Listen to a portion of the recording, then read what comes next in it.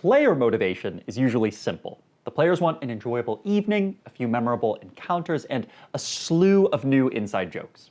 They're sitting down at the table hoping something happens, something dangerous, humorous, dramatic, so they can pretend to be this awesome character. Different players want to see different sorts of something. Some like combat, some like romance, I like both. But at the end of the day, we're mostly here to spend time in good company and wistful spirit. We can dance, everything's out of control. Character motivation tends to be much more difficult. I'd say that the majority of people I've played with never separated their player motivations from their character motivations. This isn't a failing on their part. It's possible to go through an entire campaign without giving your character a concrete desire. They want to stop the people that are attempting to murder them, obviously, and most players have a natural desire to punch evil in the gut. Real-world evil is rarely a fire-breathing lizard we can just saute with swords. Still, our characters should not be empty vessels. They had dreams before the story's inciting incident, and they will have plans for after the dragon dies. What is it that sustains them through the pain, horror, and loss? Why do they wake up day after day, strap on their acid-deformed armor, and march into the teeth of evil? Today, which is the best of all possible days, I'm Saoirse Trotter, you are brimming with determination, and we are going to rethink motivation. Welcome to class. We're going to go through the top 9 reasons your character gets out of bed in the morning. We'll move through them in quick succession, then get a little more nuanced in the office hours. Let's begin with the biggest boogeyman in town and the root of all evil: money. 10,000, all in advance. 10,000? Money has a bad reputation in role-playing games. People mock the murder hobo style of play, wherein player characters kill and loot to their heart's content. But that's not about money. That's about an anarchic power fantasy, and most people outgrow it. A character motivated by money is working towards real wealth, not pawning goblin spoons for halfpennies. Acquiring money is a fantastic motivator because it is always a proxy. Nobody wants money for its own sake. It's a means to an end. Han Solo wanted money so he could pay off the bounty on his head. Other characters may want money so they can provide a better life for their loved ones, or because they crave an escape from poverty. Money is one of the most actionable motivators, which is why it's going to place very highly on the list. There's always another job to take, another heist to plan. The deeper your debt, or the higher your aspirations, the better. Money is only a poor motivator when considered in isolation, when you haven't figured out what you want the money for. It's also obnoxious if your character is nickel and diming the campaign. A financially driven character should understand where the real value lies. We're talking artifacts, political clout, and real estate. Forget stealing trinkets from a nobleman's estate. If they can get the local duke to give them the estate itself, that's a much bigger gain. An amateur believes money is physical coin. A capitalist knows that money is power, property, and credit. I would love to have a character in my game that aspires to climb the social ladder. Their expanding wealth would make for great narrative beats, and they'd make a lot of enemies as they infiltrate the upper class. New money is rarely welcomed with open arms. Daggers, poison, and cutting remarks are the more usual gifts. Money comes in at a solid number 3. Next on the docket, we'll consider one of wealth's close cousins: revenge. My name is Inigo Montoya. You killed my father. Prepare to die. This is a popular one, isn't it? Whether you're John Wick or the Count of Monte Cristo, the thrill of vengeance is seductive. Many backstories kill off a character's family to create a motive for adventure. If only the orcs knew how many adventurers they were creating by burning down villages, maybe they'd be a little more thorough. This motivation is actionable, which is good, but it can't sustain a character through the entire campaign. The pith of most revenge plots is that revenge alone does not restore what was lost. Consider what it is your character is hoping to reclaim: their reputation, their faith, their family. Does that desire live on once revenge is had? It may be that revenge is just an auxiliary goal on the way to something greater. This motivation can lead to excellent stories. It comes pre-packaged with sorrow, rage, and resolution. Just make sure there aren't multiple vengeance seekers in the same party. If everyone's family was killed by orcs, you may be looking at a more systemic problem. Revenge is one of the easier boxes to tick, and it comes in at number 6. The next contender is one that tends to grow on you. Familial love. You spend time with your family? Sure I do. Good. Because a man who doesn't spend time with his family can never be a real man. There's this bizarre familial estrangement a lot of players inflict on their characters. Younger players want to be orphans, and older players probably get enough family in their day-to-day. Still, if you're going to give your character some parents, a little family can go a long way. It adds stakes if you know who you are protecting. You're not fighting demons for faceless peasants. You're doing it for your gran, your niece, your nephew. Having a family member tag along with the party makes for great scenes, especially if they're a child, an elder, or a sibling. There's also something to be said for the family meal scene, crowding your party of misanthropes and god wizards around Mum's table for some fritters and grits. This isn't an actionable motivation by default, which makes it a little trickier to incorporate into your campaign. You can make it actionable by putting your family in the line of fire, or by setting a family-oriented goal like prove myself to my grandmother or find a better life for my son. This motivation can hit very close to home, so don't begrudge anyone that doesn't want to engage with it. Like revenge, it's fine to have one orphan per party. When it becomes a whole band of orphans, though, you're getting into musical territory. Familial love notches in above revenge and below money. Number 5, let's say. Which brings us to the other varieties of love. Suddenly the world seems such a perfect place. One of the biggest movers in cinema is largely absent from most role-playing games. It puts people in an awkward position. Unless you know someone really well or are actually dating them, you're not going to want to roleplay their lover. It's a little easier for the game master to play someone's significant other, given there's less intimacy between NPCs and player characters. There's another layer of psychic separation. You also have to consider how most of us have real experiences with love, more than we have with ogres, anyway. This makes love a volatile motivator. But having said all that, I'd argue it's one of the best motivators. Love doesn't need to be romantic, and romantic love doesn't need to be sexual. If your character is driven by love of another party member or by love of an NPC, their world has a point of focus. They have someone to protect, to rely on, or be reliable for. Unrequited love works just as well as mutual, and platonic love is little different from erotic in terms of storytelling. An epic friendship is very moving, and there are stories worth telling about every loving relationship. You can have quests that center on love, resurrecting your partner by murdering several colossi, say. But love works better as an underlying driver. It's actionable in the sense that you can take actions to develop, deepen, and defend whomever it is you love. I think at least one person in every party should be driven by love of another member, usually platonic, or by love of a person in power, like a queen, archpriest, or master thief. If you're motivated by love of the villain or their second in command, Godspeed, Romeo. We are just like Romeo and Juliet. We're happy, young, and bubbling with love. But I digress. Love takes number 2 on the list. It's the trickiest motivator to put into play, but one of the brightest once it begins to work.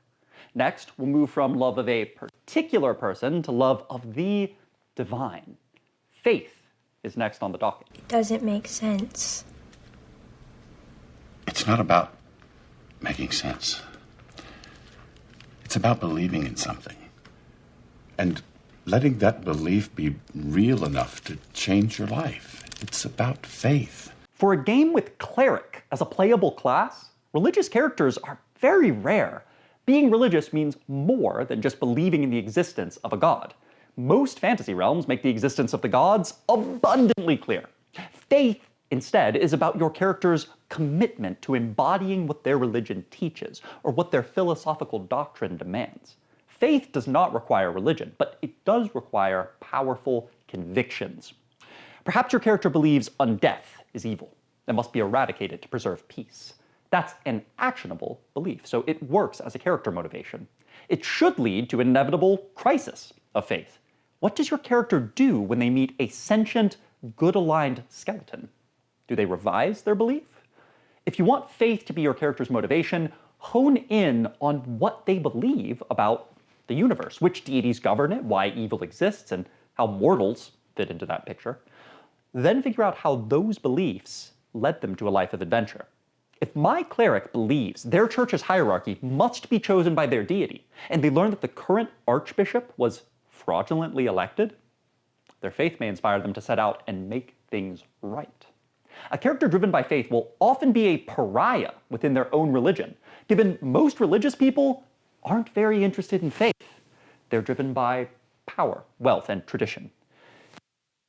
Insists on cleaving to the heart or the root of their prophet's teachings, or even better, taking on the mantle of the prophet themselves. They're going to agitate things, which makes for a great story. No.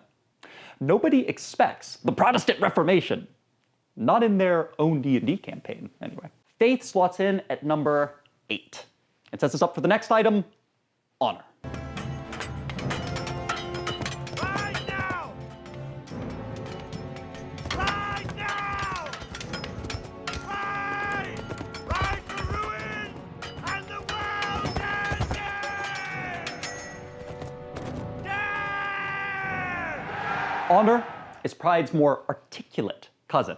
It comes in 2 flavors, private and public, and both are worthy motivators. Your character expands their honor by fulfilling societal obligations, and you should make sure those obligations are actionable and challenging. An honor-obsessed character will usually be someone of high status, or someone of high status that became disgraced. Preserving personal honor means being consistent. If your character thinks lying is dishonorable, they dishonor themselves every time they make an exception. Achieving public honor means performing deeds in the public eye, doing things loudly, dramatically, and with attention to detail and decorum. Paladins are the traditional honor-oriented class, given they have an oath to observe, but any class can fall within an honorific framework. A wizard may seek the esteem of their academic community, or a druid may dream of earning their entire forest's respect. Stories about honor are often tragic, because reality rejects the imposition of black and white rules. An honorable character either falls into dishonor, dies, or, well, they usually die. That's not a bad thing. I would lean into the beauty of honor's defiance, of its disregard for the way things actually are, in favor of the way things ought to be. Honor gets the 4th spot on the list for being actionable, poetic, and frequently political. Political motivations make for people-oriented adventures, and those are my favorite. We're getting close to the end, so we'll be filling out the bottom of the list before unveiling the best motivator. Survival is our next destination. I tell myself, they cannot touch me. They are long dead. What is hunting you? Every character has demons, and some are literal. What haunts your steps and keeps a dagger beneath your pillow at night? Survival works in every setting, but it shines in Apocalyptia. The survival-motivated character is the party's neurotic alarm bell. While everyone else is chasing fame, fortune, and fancy, the survivor is worried about the unbarred window, or how the bard just gave their actual name to the bartender. Survival is actionable in little ways. It's important not to overdo it and to still allow the story to happen. A real survivor, yes, probably wouldn't venture into the murder cult's basement. But your character is a member of a party, and their ultimate motivation is to be there for the drama. I would recommend having a particular thing your character is hell-bent on surviving, rather than just general paranoia. If you're always looking over your shoulder for the Inquisition in particular, or actively trying to avoid World War X, you'll get a lot more story when that thing you've always been running from finally catches up to you. Another angle on survival has to do with keeping someone else alive. Maybe your character couldn't care less what happens to them. Maybe they even have a death wish, but they can't let the party's wizard die. Perhaps the wizard is their younger sister, or their best friend's son, or their lover. Whatever the story, It's fun to have someone in the party that's trying to keep someone else alive. If you go this route, make sure you pick the most reckless person in the party as your ward. That makes for the most conflict. Survival is another strong supportive motivation. It comes in at number 7. Before we get to the top of the list, we've got one more honorary mention at the very bottom. The least good, but still list-worthy motivation is empathy.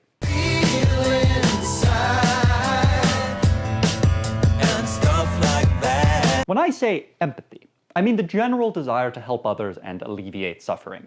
Any good setting has a lot of suffering going on, so one may think a desire to do good would be a great motivator. It's a fine baseline, but try comparing it to love, particular directed love. The power of discriminating love is how it enriches a relationship, and stories are more about relationships than they are demons and despots. Your character's relationship with the abstract notion of good isn't compelling. We all know that good is preferable to evil and that suffering must be fought.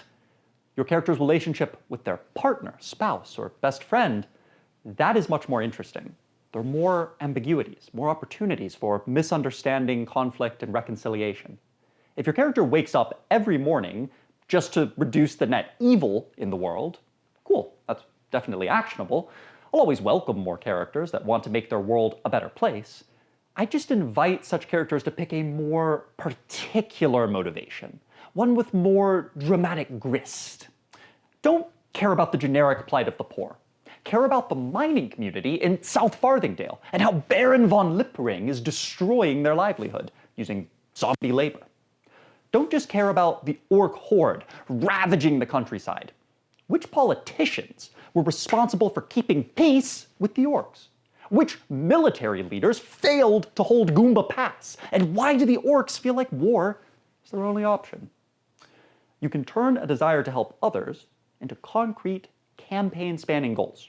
That's how you take empathy, the 9th item on the list, and turn it into an excellent motivation. But to move to the top at long last, to the motivation every party ought to have, at least in part, let's talk about power.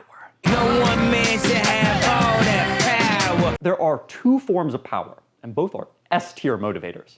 Political power, or power over others, and personal power.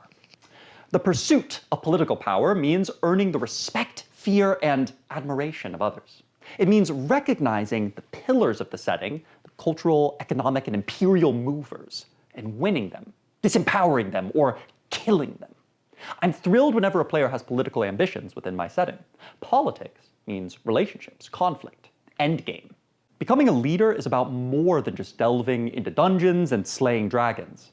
Heroes are not necessarily politicians, and a war hero that lacks savvy will be eaten alive in court.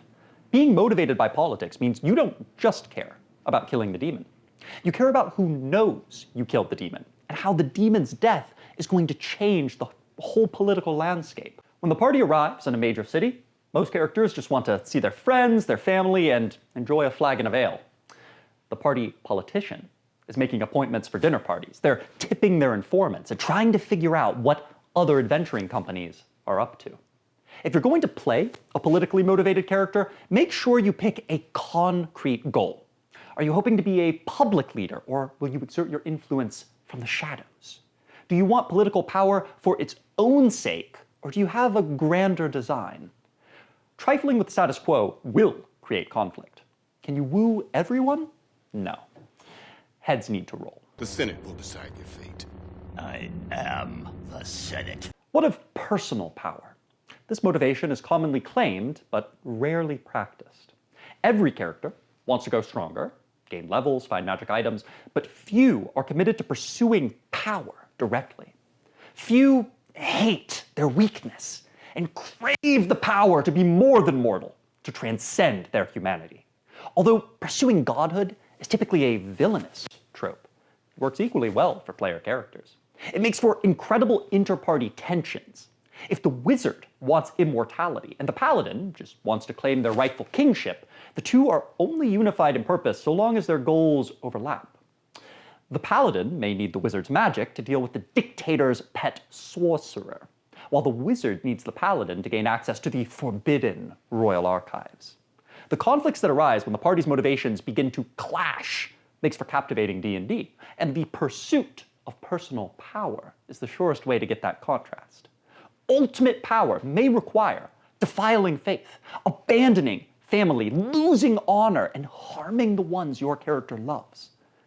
That's why it's so often slated for antagonists, and it is an excellent story to tell. Regarding actionability, make sure your DM knows what you intend from the outset.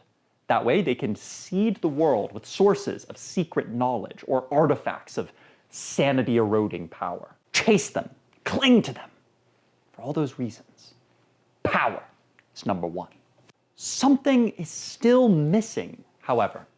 You cannot consider any character's motivation in isolation of the entire party. Having one or two characters motivated by power is excellent, but having an entire party driven by it would be exhausting.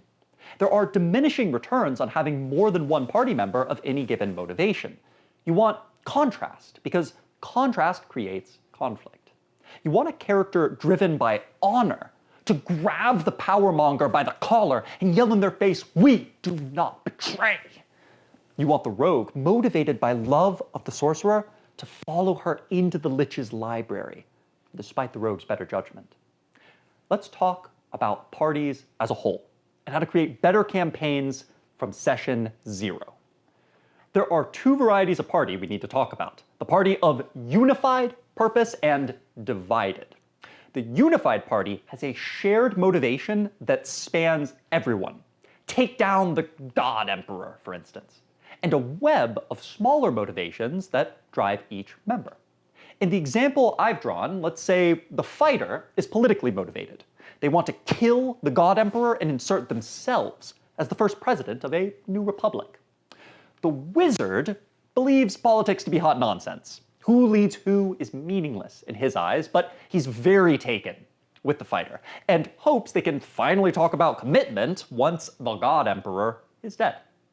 The warlock is motivated by her faith. Her patron, the Queen of the Seelie Court, wants to mulch this emperor. She's here to make sure his corpse fertilizes flowers, literally, and hopes to spread her Fey Queen's splendor into the human lands. The barbarian, last but not least, craves a return to honor. Her nation suffered a humiliating defeat at the hands of the Emperor's High Inquisitor, and she won't rest until her martial prowess and leadership has regained international respect. The divided party has multiple endgames and could fragment at any moment if circumstances change. Such a party tends to have two characters with very different worldviews or goals, and the rest of the characters exist on a gradient of loyalty between the two. To give an example, let's look at this party. The headliners are the cleric and the ranger, and everyone else has subordinate motivations. The cleric believes themselves to be the first prophet of the Lord of Lords and intends to make their faith the most influential around. The ranger has little faith, but knows the archfiend of Ipnir must die, and that she must become strong enough to kill it. She seeks the knowledge of the god hunters of old, and frequently disagrees with the prophet about what the party ought to do. The rogue is the prophet's older brother. He's here to make sure they survive, and to keep his younger sister from angering the wrong people. Maybe he develops a crush on the ranger as the campaign progresses, and that strains his loyalties. The monk has no such qualms. Motivated by empathy for the people the archfiend of Ipnir enslaved, they are dedicated to the ranger's cause. They may not always agree with the power seeker's means, but they share the same ends. The druid, last but not least, is motivated by wealth. They mean to uplift their rural community from poverty, and the cleric and ranger seem like the right people to follow. Such a party is destined for a schism. When one of the two headliners gets what they want, the other will have to convince them to stay on and help. It's great to have this indeterminate drama hanging in the air. Not every party should stick together for the entire campaign. It's rather silly to think this way. It makes much more sense for people to leave, return, and pursue other things. Imagine this. The cleric leaves, disgusted at what the ranger is willing to do to gain their god-slaying power. And their player takes on a different character for 3 sessions. Then, right before the battle against the Archfiend of Ipnir, or during the battle even, the cleric returns. They won't let their friends die, not yet, anyway. The takeaway from these examples is this. Talk with your playgroup in session 0 about what motivates each character and how you can weave those motivations together to create a party with interesting interpersonal dynamics from day 1. If you're already playing in a campaign where none of this is established, try bringing it up with the group. Why are we waking up, strapping on swords and leathers, and running face first into Dragonfire?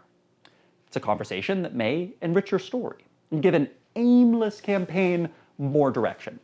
When we demonize railroaded games, we often assume the DM is the one laying the tracks. But that's not necessarily the case. Making your motivations explicit allows the party to choose the railway they ride. They're telling the DM which stations they intend to visit and which crossroads may derail them.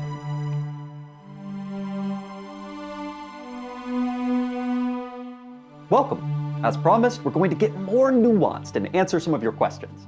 To preface this section, allow me to make the implied explicit. All of this advice reflects my personal preferences, and it promotes a very particular sort of game. I enjoy cinematic games about how people come into conflict and relate to one another under duress. My favorite scenes are the quiet conversations that happen at a character's funeral, or a character's attempt to reconcile with their grandfather. Many people play D&D entirely differently, and their ways of engaging with the game are equally valid. If you want to spend the 95% of your time delving dungeons, sipping beer, and trouncing troglodytes, more power to you. I'd have lots of fun doing that too. The goal of this advice isn't to be prescriptive. I am describing what has worked for me, and it's up to you to do the harder work of parsing that advice for what speaks to you. Aren't powermongers evil aligned? Are you suggesting every party should have an evil character? Yes. Oh, wait. We should discuss a little more, actually. I believe evil characters are the spice of life. Having a selfishly motivated person in the party leads to less predictable action, which is good. That said, I would like to push back on the notion that desiring power is inherently evil. I've had many characters do awful things to achieve political or personal power, but I would describe none of them as evil, excepting Gambit, maybe. The discussion of what evil is goes beyond this video, but motivation is usually divorced from alignment. Your alignment, whether it's a transcendental chaotic good or an autocratic lawful evil, influences how you pursue your motivation. But people of any alignment may be driven by any motivation. Take a chaotic neutral character, for example. Their alignment focuses on maximizing autonomy, so you may think honor would be an incompatible motivation. But many autonomous people have a profound sense of honor. They may not care what institutions think, but their sense of personal honor could run deep. There are probably less chaotic neutral characters motivated by honor than there are lawful neutral characters, yes, which makes the honorable agent of chaos all the more interesting. To consider another seeming outlier, how would you write a humanitarian character, neutral good, motivated by the pursuit of personal power? Perhaps they crave the strength to protect the meek, or have a humanitarian goal that requires inhuman strength to accomplish. Such a character has a built-in dissonance. They need strength, but they hate the idea that might makes right. I've strayed fairly far from the original question, though, so to give a final answer, no, craving power does not make you evil, and yes, I do think having an amoral or selfish character in the party makes for better stories. Can my motivation change during the campaign? Certainly. Some motivations must change. Revenge will rarely last you the entire campaign, and the people you love may die. Additionally, every party eventually develops a fondness for one another that transcends their initial cause. After fighting and suffering together, the party members will become a family unto themselves. This familial love can become a major motivator in the final acts of a campaign, where Most of the initial motivators are already accomplished. Wealth-driven characters usually become love-driven once they have their wealth. Han Solo returns to save Luke despite getting his money. Don't plan on this happening, though. The worst thing you could do is predefine the arc you want your character to experience. Not every character needs an arc, and the beauty of cooperative storytelling is how often it surprises you. Decide on your initial motivations and relationships, then let things happen. Maybe learn to stop worrying and love the bomb. Hey, what about Major Kong? I'm nervous about asking another player to be my character's romantic interest. Advice? All right. First things first. I would never ask another player to be your romantic interest unless one of the following things is true. You're already dating them, you're really good friends, or interparty romance has been pre-established as an element of this campaign. Say if you're playing Monster Hearts. Interparty love is a fantastic plot element, but it should never come at the cost of actual discomfort.